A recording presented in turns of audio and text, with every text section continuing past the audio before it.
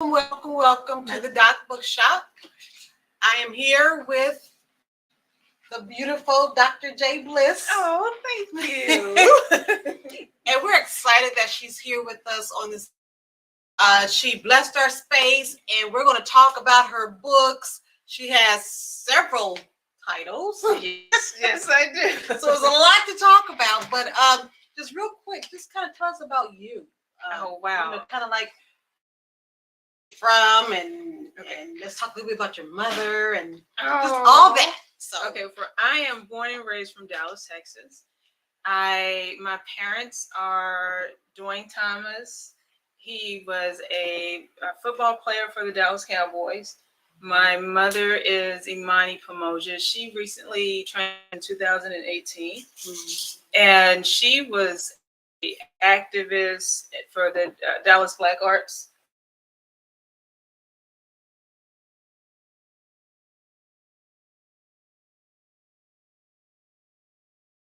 Loved by so many. She has so many students, so many babies. I would say we had a lot of siblings. Yes. But from there, I've learned and inherited the gift of writing from my mother, as well as from my father. But my mother was her intellect in writing. She was just phenomenal. Oh, yeah. Most brilliant. And I always saw her as the professor. And she taught high school. That was the last school setting she taught at. But she was just a beautiful, beautiful soul. So I'm blessed to have my parents and extremely gifted.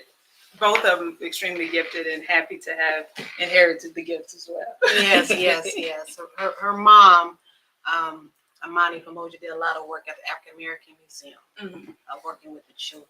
Yes. So, yes. Okay, and so where are you now? You in Atlanta? You in Dallas?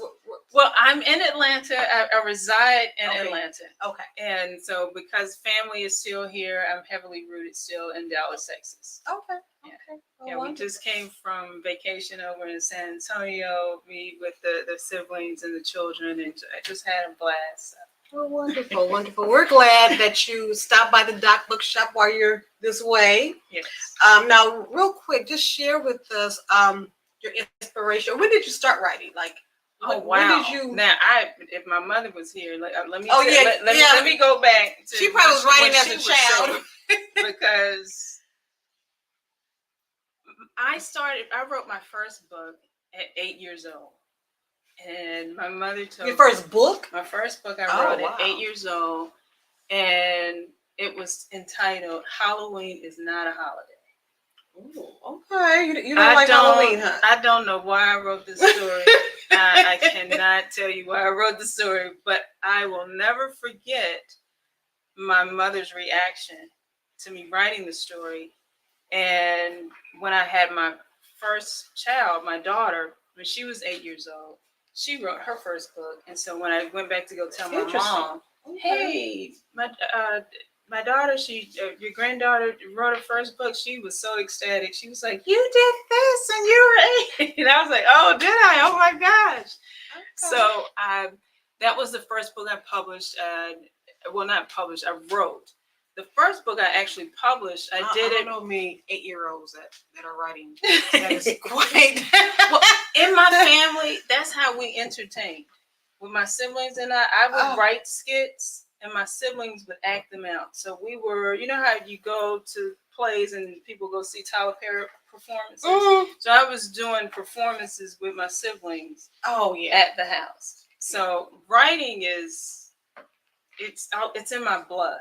Right. Okay. It's something that will never go away, and I love it. At Houston, I know it was a gift because when you go to school, everybody is bright. So I'm like, okay, we grab the pen or pencil and we write. So I don't think this is a gift. We have to go to class and do this. We got to turn in homework. This is not a gift.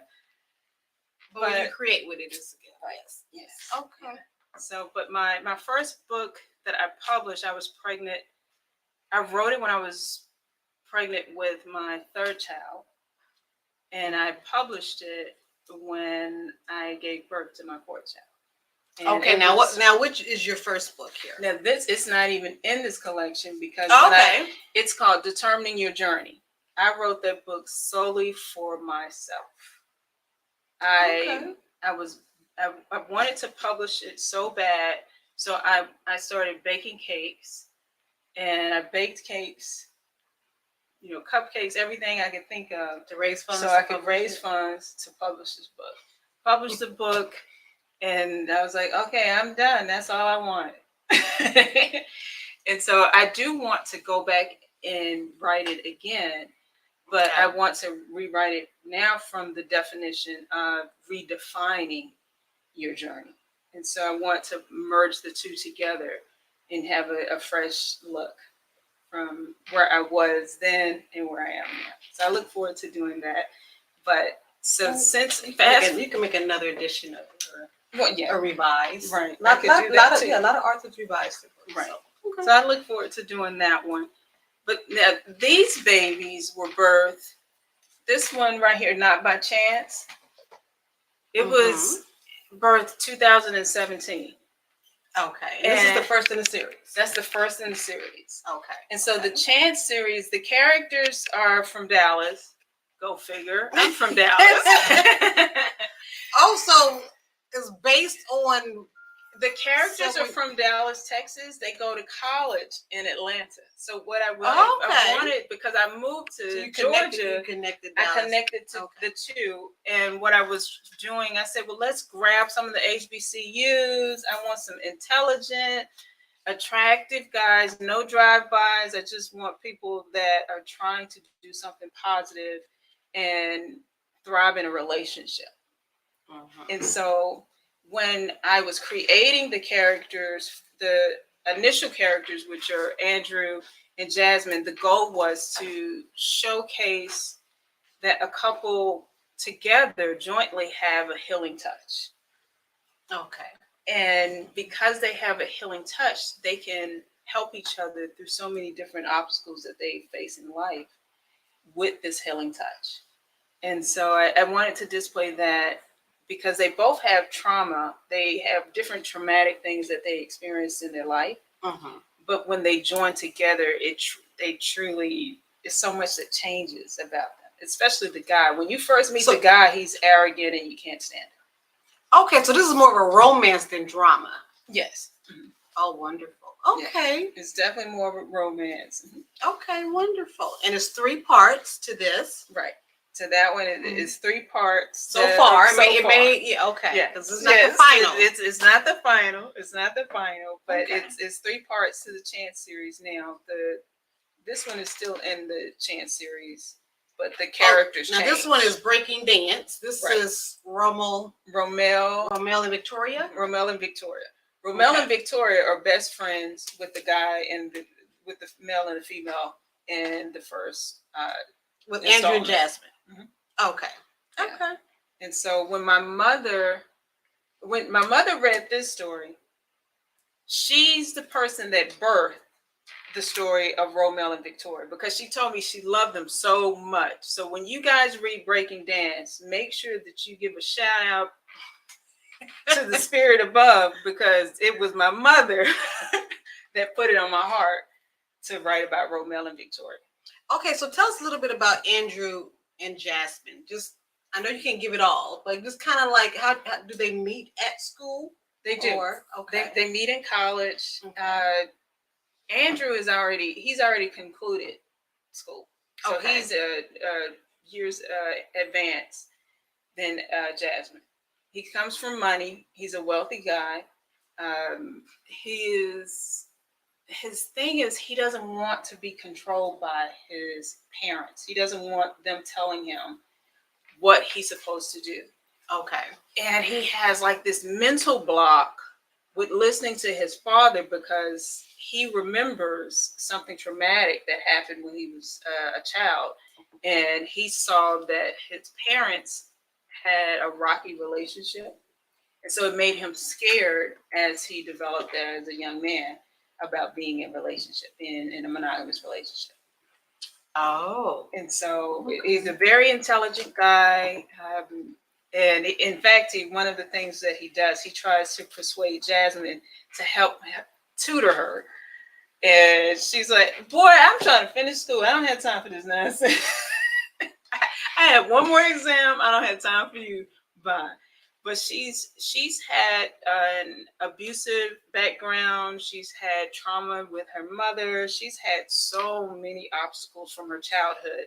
And she's really physically running away. But when Andrew comes in her life, they both have an awakening with one another. And the awakening is, in order for you to go forward, you have to deal with the things from your past. You can't run away. You can't put them under the table, store them in a closet. You really have to deal with it. And so the more they want to be with each other, the more they are pushed into this circle that surrounds them, forcing them to deal with their past. Okay. And that's the healing touch you talk about. Right. Okay. Yeah. Yes, it is. Okay. And let's talk about this one. I love this cover. Thank you. The Evolution of Me. Yes. So that was a poetic memoir. This evolved from the death of my mother. I was completing my dissertation, and when I was focused on my dissertation, right, yes. Black power. When I was focusing on my dissertation, I was grieving. I was having a very hard time with processing life, and so I ended up failing. My professors, they really tried to tell me and coach me to withdraw, but I was really stubborn, and I was trying to escape the reality of the grief that I was dealing with by focusing on doing my schoolwork. But when I was in class, I was fine. But when I would have to do my work away from my classmates, my mind would just spin and race, just really fractured, because my nest was broken when my mother transitioned. There was so much I wasn't aware of. I really felt like I wanted her to come back. That's all I knew. I want you to come back because we were not finished with what we started, and it's important for you to come back. But the reality is every day now I see so much beauty in her death, because I'm constantly learning things, and I know she's constantly spiritually teaching me, and so I truly appreciate that. And so with this book, I had the death of my mother. I'm going through grief, fighting, trying to focus on the dissertation. We're in the middle of a pandemic. Now I'm going through a divorce.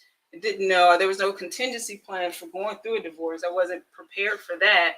And so I could not. So that happened after the pandemic or during? It was during the pandemic. Okay. Yeah. So it was like, the pandemic was rough. The pandemic was rough. Yeah. Either it made you or it broke you during the pandemic. Oh my gosh. It was. It tested a lot of relationships. It really did. It tested a lot of relationships. A lot of people.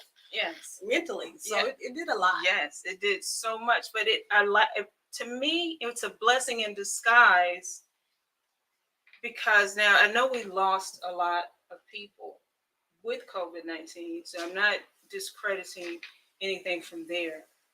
I see COVID-19 as a blessing in disguise, because it allowed me to really focus in on things that I wasn't dealing with. I think it did that for a lot of people.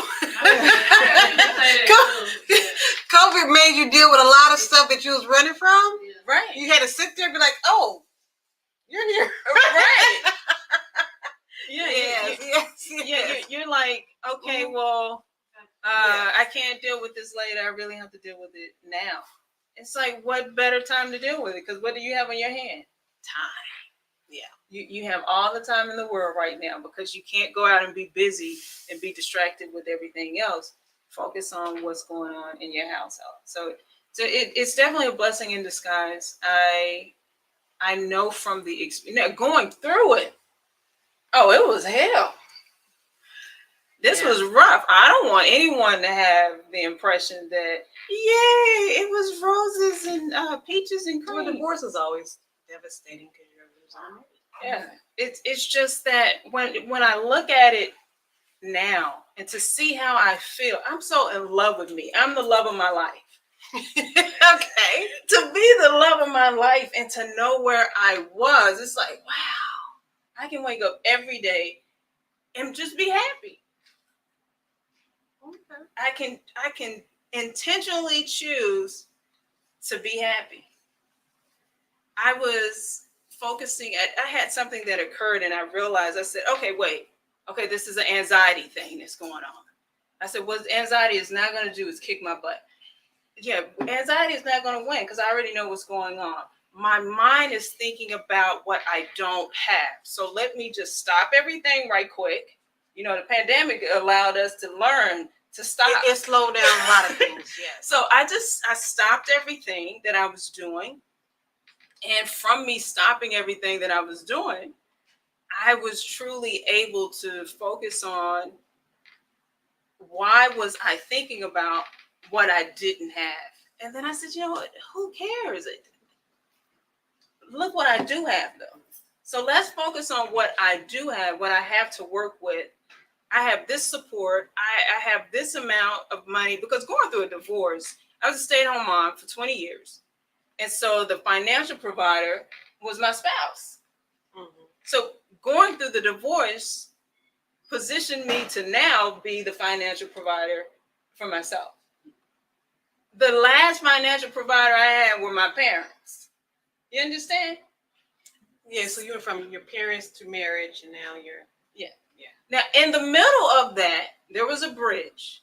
It was short-lived though, because I went to college, but you're still connected to your parents. You know, because you can get a paycheck and spend it on yourself in college. Because I mean, who's gonna turn the lights off in the dorm? Nowhere. I don't have to mow the yard. No, somebody else does that. All I have to do is keep my space clean. So college is such a refreshing time because you're testing the limits of adulthood. You haven't really crossed the line of adulthood, but you're trying to program your mind, and you really think you're grown, but you're not because you don't pay bills. You might pay Hulu now, but I know when I was in college, I didn't pay Hulu. Hulu didn't exist. So for me, exiting that arrangement that I had to redefine a new level of independence. And so I was like that person that gets out of college and they're like, okay, so now what am I going to do? How am I going to provide? It was so many questions. Why, how? And it was not a lot of room for. And that's where the evolution of me comes in. Right. You were evolving into your. Right. Evolving into myself. And with asking so many questions, I birthed a lot of the answers with writing this book. Okay. And so it had me to reflect on childhood. It had me to reflect on adulthood, some of the traumatic things I experienced. Oh my gosh, you have a lot of chapters here. Yeah. Okay. Yeah, I poured it all out. Because I want to help someone. This was a time that for me to be vulnerable, but with the intention and purpose of helping another person. Okay, looking at your table of contents, which chapter stands out the most to you right now? The chapter that stands out the most to me, I actually wrote it. I am queen. I am queen. I am queen stands out to me the most. Let's see. That's because it's where I am now. Okay. That's why it stands good. out Okay. for me now. Because now I understand my worth. Now I know how valuable I am. And initially, that was all, I was blind to it. It was like walking around with the wrong prescription and you're trying to see. Yeah. And you truly trying to see, like, and you can tell something is here, but I really don't know what it is until I focus. But if I don't have the right prescription, if this lens is not properly correct, then I truly can't see it. Right. And so this is where I am now. It's a long poem. I'm going to, if you don't mind, can I share the beginning and then I'm going to skip to the end? Yeah, go right ahead. And for those of you that are actually, we're live right now here at the Doc Bookshop. I'm here with Dr. J. Bliss. Please share. Please subscribe. Also, we have a live audience here with us as well because we're getting ready in a few minutes. Right. Join us for Doc Open Mic at 7:30. Right. So at 7:30, we're going to go into our open mic. But meanwhile, we have Dr. J. Bliss here, and she's sharing her stories, her experiences with us. We're talking about her books, and she's about to share a poem from her book, The Evolution of Me. I'm going to just hold up the title because I love this cover. It's her and her Angela Davis. Yes. So please go ahead and share. Okay, it's entitled I Am Queen. And so this is where I began. And then I'm going to flip through closer to the end just for the sake of time. I am queen. You are of no value. You betrayed me. You are not a good mother. When are you going to get a job? This part-time job is not enough. This baking is not enough. This writing is a hobby. What? I'm cooking, cleaning, homeschooling. Excuse me.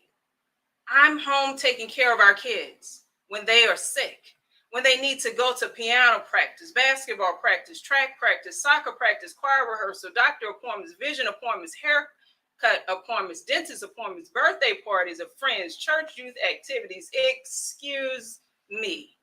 I'm in need of an occasional break. For me, there is no vacation, no sick leave for me.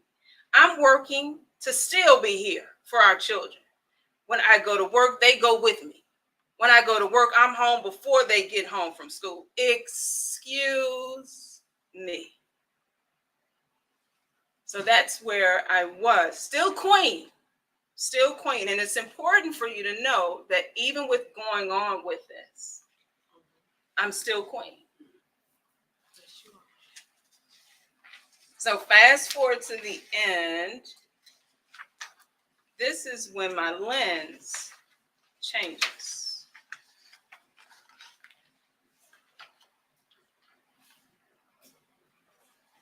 I am queen, choosing as I like to be. You get not to tell me of my gift. You have no authority over me. Me last? How could that be? Excuse me. I am first, fully equipped to master all tasks before me. I am queen. Bow down to me? No. Superior to others? No, not me. I bow down to he? No. Beneath to others? Not me. I am a breed needed to he. Distinguishing mark is my king. Only is my king. It's impossible to share my life with one less than king. My crown intimidates, king not. And he is man enough to lift me high, celebrating me, expanding me, honoring me, acknowledging my gifts, my glory, my royalty. I'm settling for nothing less than my king. I am queen, ordained by the Most High. Impressing who? I secure my bags, multiply my bags, manage my bags happily, securing the treasury's fullness, for there is no defense. It's impossible to feel inferior.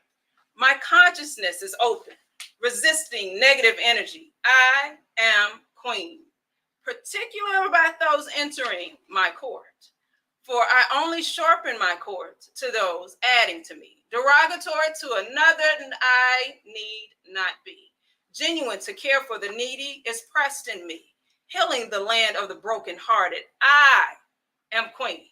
I've been in a season of miracles, surrounded by interruption after interruption, where everything fractured, shatters before me. The pieces are whole now, you see. Have I introduced myself to you? Hello. I am queen. Yes, you are. Yes, you are. Well, that's a wonderful way to, I guess, conclude our live. Yes. That was awesome. Thank you so much. If you want to hear more of that, make your way to our Doc Open Mic, which we're about to get started with shortly. It starts at 7:30, so make your way. Is there anything else you want to close out with, Dr. J. Bliss? I'm just really excited. And make sure you share your socials and how people can follow you before we go. All right. I want to share it. I appreciate the opportunity and the chance to be here with you and with everyone here in the room and with everyone live as well.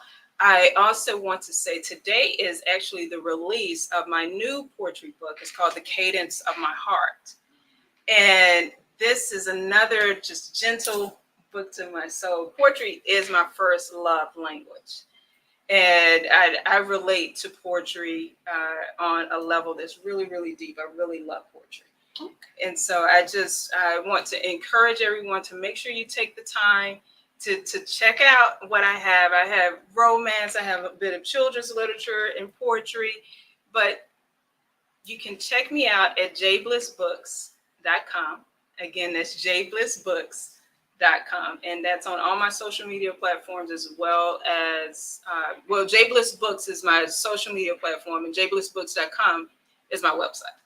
Right, and we definitely will have the books here at the Doc Bookshop too, so you can stop by the Doc Bookshop and pick up J Bliss Books. That's right.